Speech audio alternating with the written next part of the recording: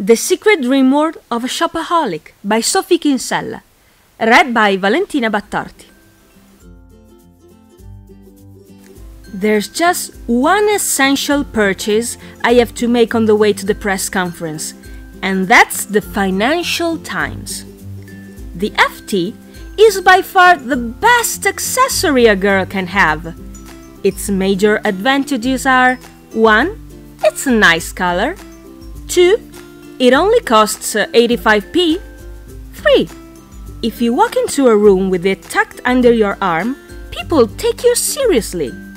With an FT under your arm, you can talk about the most frivolous things in the world, and instead of thinking you're an airhead, people think you're a heavyweight intellectual who has broader interests too.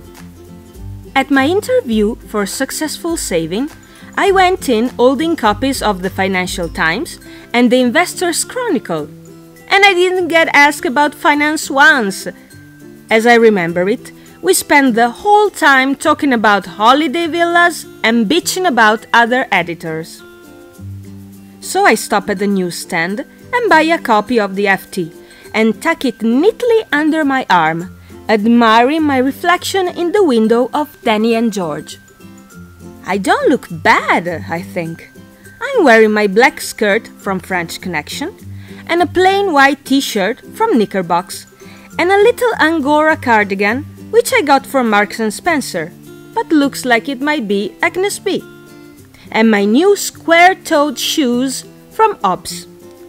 And even better, although no one can see them, I know that underneath I'm wearing my gorgeous new matching knickers and bra with embroidered yellow rosebuds. They're the best bit of my entire outfit. In fact, I almost wish I could be run over so that the world would see them. It's a habit of mine itemizing all the clothes I'm wearing, as though for a fashion page.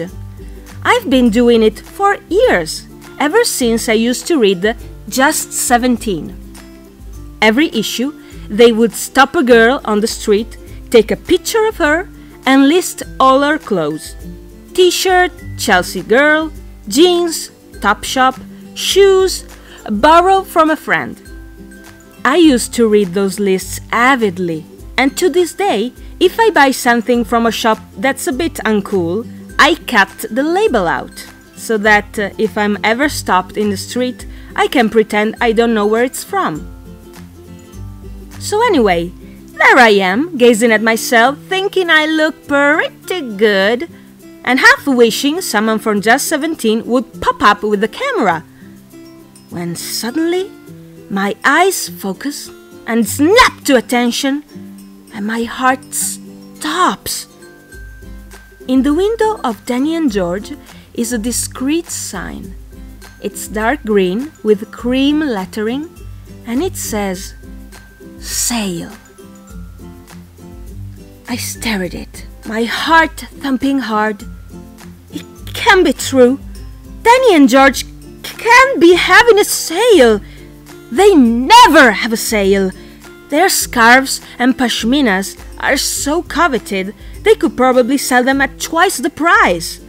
Everyone I know in the entire world aspires to owning a Danny and George scarf. Except my mom and dad, obviously. My mom thinks if you can buy it at Bentall's of Kingston, you don't need it. I swallow and take a couple of steps forward, then push open the door of the tiny shop. The door pings, and the nice blonde girl who works there looks up. I don't know her name, but I've always liked her. Unlike some snotty cows in clothes shops, she doesn't mind if you stand for ages staring at clothes you really can afford to buy. Usually what happens is I spend half an hour lusting after scarves in Danny and George, then go off to accessorize and buy something to cheer myself up. I've got a whole drawer full of Danny and George substitutes. "Hi," I say, trying to stay calm. You're having a sale." "Yes," the blonde girl smiles. "Bit unusual for us." My gaze sweeps the room. I can see rows of scarves, neatly folded, with dark green 50% off signs above them. Printed velvet, beaded silk, embroidered cashmere, all with the discreet Danny and George signature. Oh, they're everywhere. I don't know where to start. I think I'm having a panic attack. You always like this one, I think, says the nice blonde girl, taking out a shimmering grey-blue scarf from the pile in front of her. Oh, God, yes. I remember this one. It's made of silky velvet, overprinted in a paler blue and dotted with iridescent beads. As I stare at it, I can feel little invisible strings silently tugging me towards it. I have to touch it. I have to wear it. It's the most beautiful thing I've ever seen. The girl looks at the label. Reduced from 340 to 120. She comes and drapes the scarf around my neck, and I stare at my reflection. There is no question. I have to have this scarf. I have to have it. It makes my eyes look bigger. It makes my haircut look more expensive. It makes me look like a different person. I'll be able to wear it with everything. People will refer to me as the girl in the Danny and George scarf. I'd snap it up if I were you. The girl smiles at me. There's only one of these left. Involuntarily, I clutch at it. I'll have it, I gasp. I'll have it. As she's laying it out on tissue paper, I take out my purse, open it up, and reach for my Visa card in one seamless, automatic action. But my fingers hit bare leather. I stop in surprise and start to rummage through all the pockets of my purse, wondering if I stuff my card back in somewhere with a receipt, or if it is hidden underneath a business card. And then, with a sickening thud, I remember, it's on my desk. How could I have been so stupid? How could I have left my Visa card on my desk? What was I thinking of? The nice blonde girl is putting the wrapped scarf into a dark green Danny and George box. My heart is thumping. What am I going to do? How would you like to pay? She says pleasantly. My face flames red. I've just realized I left my credit card at the office, I stutter. Oh, says the girl, and her hands pause. Can you hold it for me? The girl looks dubious. For how long? Until tomorrow, I say desperately. Oh God, she's pulling a face. Doesn't she understand? I'm afraid not, she says. We're not supposed to reserve sale stock. Just until later this afternoon, then, I say quickly. What time do you close? 6. 6! I feel a combination of relief and adrenaline sweeping through me. Challenge, Rebecca! I'll go to the press conference, leave as soon as I can, then take a taxi back to the office. I'll grab my Visa card, tell Philip I left my notebook behind, come here and buy the scarf. Can you hold it until then? I say beseechingly. Please, please! The girl relents. Okay, I'll put it behind the counter. Thanks! I gasp. I hurry out of the shop and down the road towards Brandon Communications. Please let the press conference be short, I pray. Please don't let the questions go on too long. Please, God, please, let me have that scarf.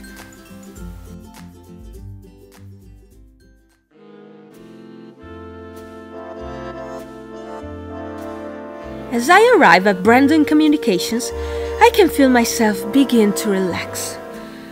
Whew, I do have free all hours after all, and my scarf is safely behind the counter. No one's going to steal it from me. There's a sign up in the foyer of Brandon Communications saying that the Foreland Exotic Opportunities press conference is happening in the Artemis suite, and the man in uniform is directing everybody down the corridor. This means it must be quite big. Not television cameras, CNN World's press on tenterhooks big, obviously, but fairly good turnout big. A relatively important event in our dull little world. As I enter the room, there's already a buzz of people milling around and waitresses circulating with canapé. The journalists are knocking back the champagne as if they've never seen it before. The PR girls are looking supercilious and sipping water. A waiter offers me a glass of champagne and I take two. One for now, one to put under my chair for the boring bits. In the far corner of the room, I can see Ellie Granger from Investors Weekly News. She's been pinned into a corner by two earnest men in suits and is nodding at them with a glassy look in her eye. Ellie's great. She's only been at Investors Weekly News for 6 months and already she's applied for 43 other jobs. What she really wants to be is a beauty editor on a magazine. What I really want to be is Fiona Phillips on GMTV. Sometimes, when we are very drunk, we make pacts that if we're not somewhere more exciting in 3 months, we'll both leave our jobs. But then, the thought of no money, even for a month, is almost more terrifying than the thought of writing about pension plans for the rest of my life. Rebecca, glad you could make it. I look up and almost choke on my champagne. It's Luke Brandon, head honcho of Brandon Communications, staring straight at me as if he knows exactly what I'm thinking. I've only met him a few times, and I always feel slightly uneasy around him. For a start, he's got such a scary reputation. Everyone talks all the time about what a genius he is. Even Philip, my boss. He started Brandon Communications from nothing, and now it's the biggest financial PR company in London.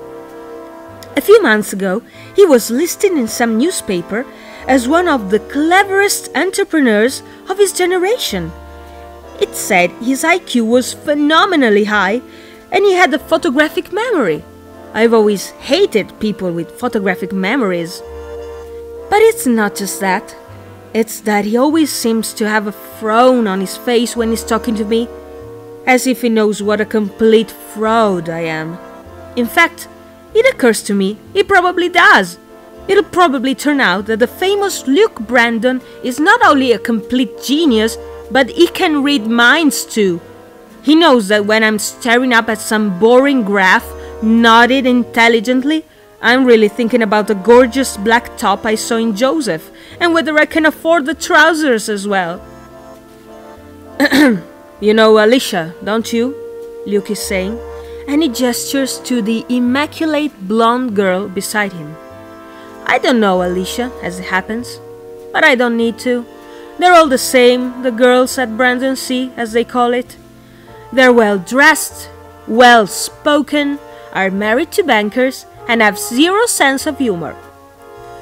Rebecca, says Alicia coolly, grasping my hand. You're on successful saving, aren't you? That's right, I say, equally coolly. It's very good of you to come today, says Alicia. I know you journalists are terribly busy. No problem, I say. We like to attend as many press conferences as we can. Keep up with the industry events. I feel pleased with my response. I'm almost fooling myself. Alicia nods seriously, as though everything I say is incredibly important to her. So tell me, Rebecca, what do you think about today's news? She gestures to the FT under my arm. Quite a surprise, didn't you think? Oh God, what is she talking about? It's certainly interesting, I say, still smiling, playing for time. I glance around the room for a clue, but there's nothing. What's happened? Have interest rates gone up or something? I have to say, I think it's bad news for the industry, says Alicia earnestly. But of course, you must have your own views. She's looking at me, waiting for the answer. I can feel my cheeks flaming bright red. How can I get out of this? From now on, I promise myself I'm going to read the papers every day. I'm never going to be caught out like this again. I agree with you, I say eventually. I think it's very bad news. My voice feels strangled. I take a quick swig of champagne and pray for an earthquake. Were you expecting it? Alicia says. I know you journalists are always ahead of the game. I certainly saw it coming, I say, and I'm pretty sure I sound convincing. And now this rumor about Scottish Prime and Flagstaff Life going the same way. She looks at me intently. Do you think that's really on the cards? It's difficult to say, I reply, and take a gulp of champagne. What rumor? Oh God, why can't she leave me alone? Then I make the mistake of glancing up at Luke Brandon.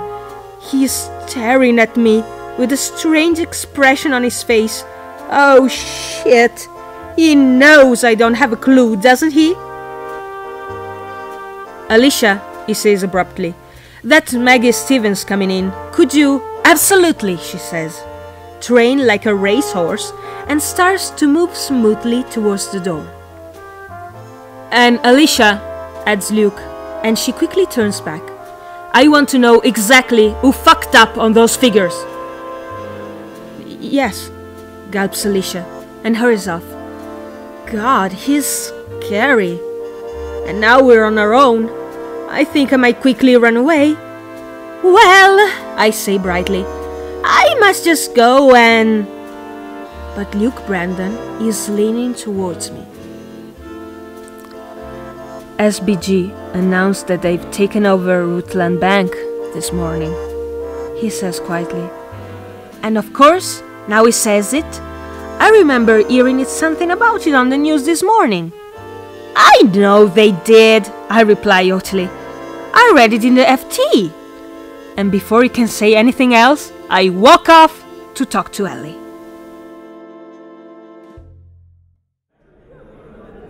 As the press conference is about to start, Ellie and I sidle towards the back and grab 2 seats together.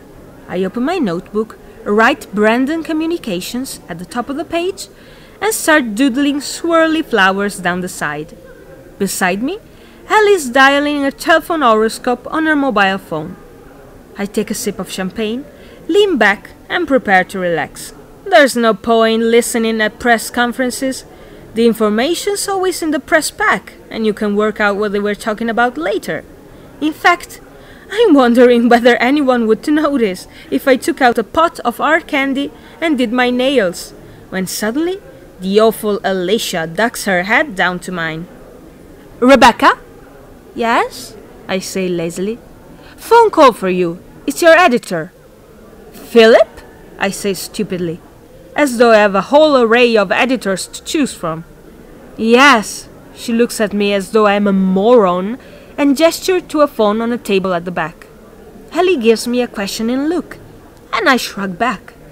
Philip's never phoned me at a press conference before. I feel rather excited and important as I walk to the back of the room.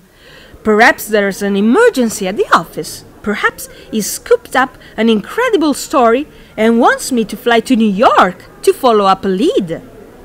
Hello, Philip, I say into the receiver. Then immediately I wish I'd say something thrusting and impressive, like a simple, yep. Rebecca, listen, sorry to be a bore, says Philip, but I've got a migraine coming on. I'm going to head off home. Oh, I say puzzledly. And I wonder if you could run a small errand for me. An errand? Who does he think I am? If he wants somebody to buy him paracetamol, he should get a secretary. I'm not sure, I say discouragingly. I'm a bit tied up here. When you finish there, the Social Security Select Committee are releasing their report at 5 o'clock. Can you go and pick it up? You can go straight to Westminster from your press conference. What? I stare at the phone in horror. No, I can't pick up a bloody report. I need to pick up my Visa card. I need to secure my scarf. Can Claire go? I say. I was going to come back to the office and finish my research on... What am I supposed to be writing about this month? On mortgages. Claire's got a briefing in the city, and Westminster's on your way home to trendy Fulham, isn't it? Philip always has to make a joke about me living in Fulham, just because he lives in Harpenden. You can just hop off the tube, he's saying, pick it up and hop back on again. Oh God, I can't think of any way to get out of this.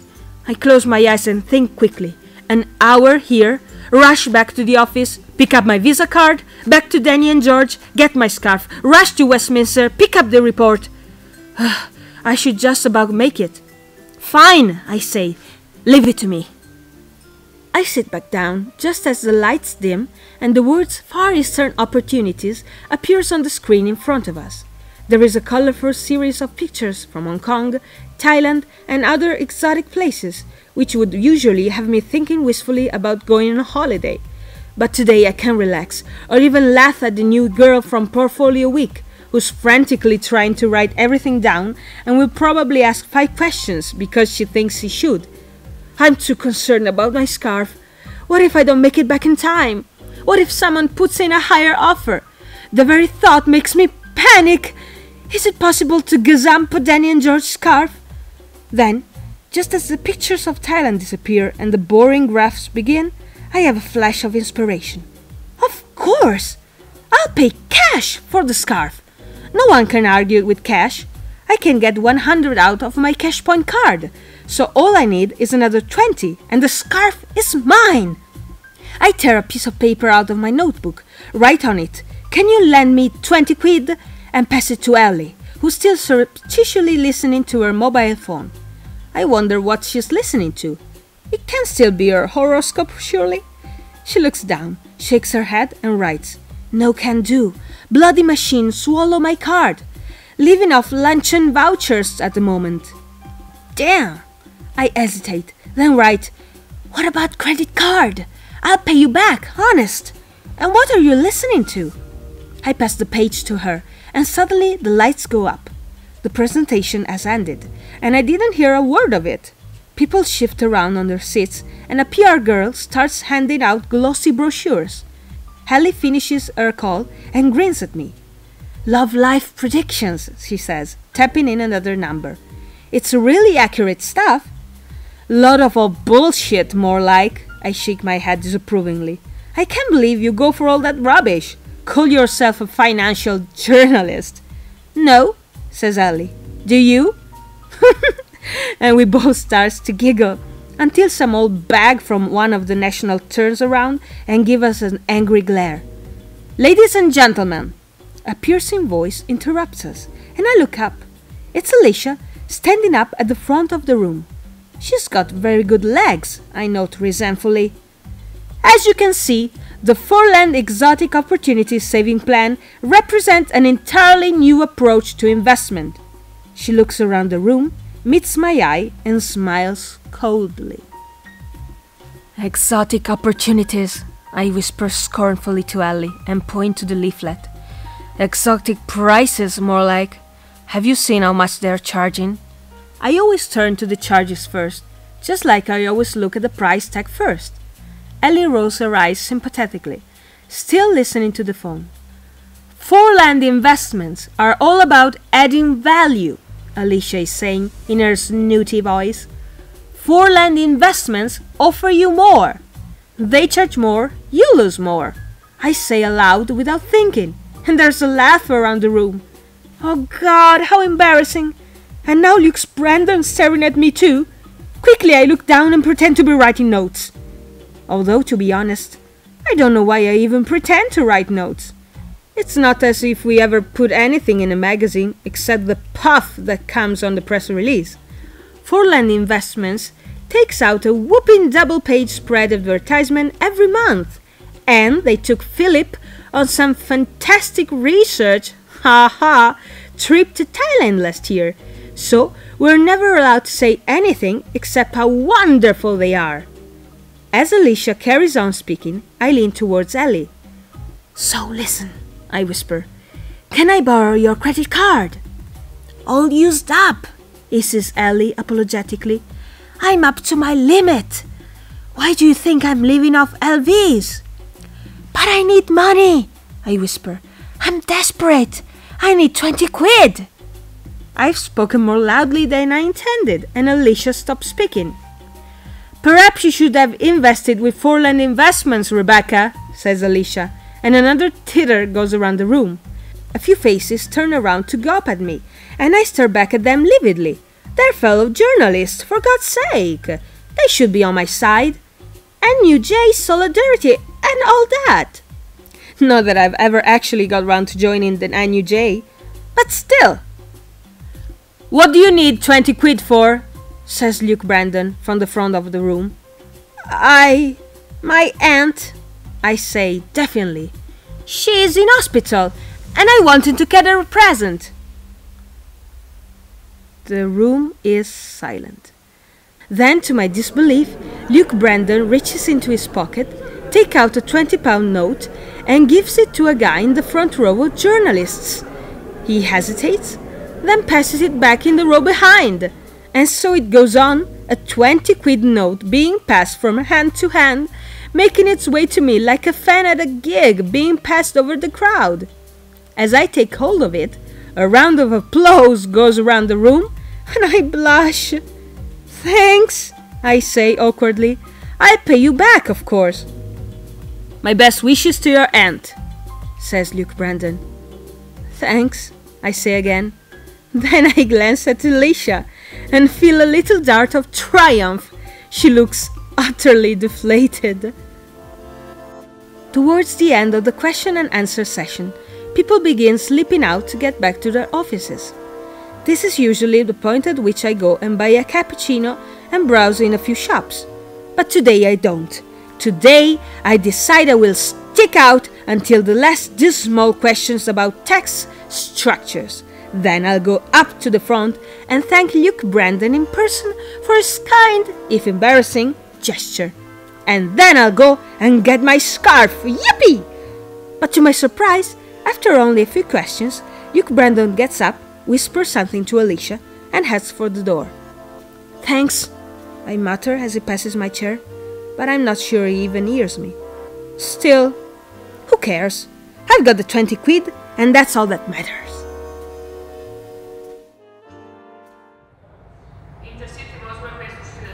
On the way back from Westminster, the tube stops in a tunnel for no apparent reason. 5 minutes go by, then 10 minutes. I can't believe my bad luck. Normally, of course, I long for a tube to break down, so I've got an excuse to stay out of the office for longer. But today, I behave like a stressed businessman with an ulcer. I tap my fingers and sigh and peer out of the window into the blackness. Part of my brain knows that I've got plenty of time to get to Danny and George before it closes. Another part knows that even if I don't make it, it's unlikely the blonde girl would sell my scarf to someone else.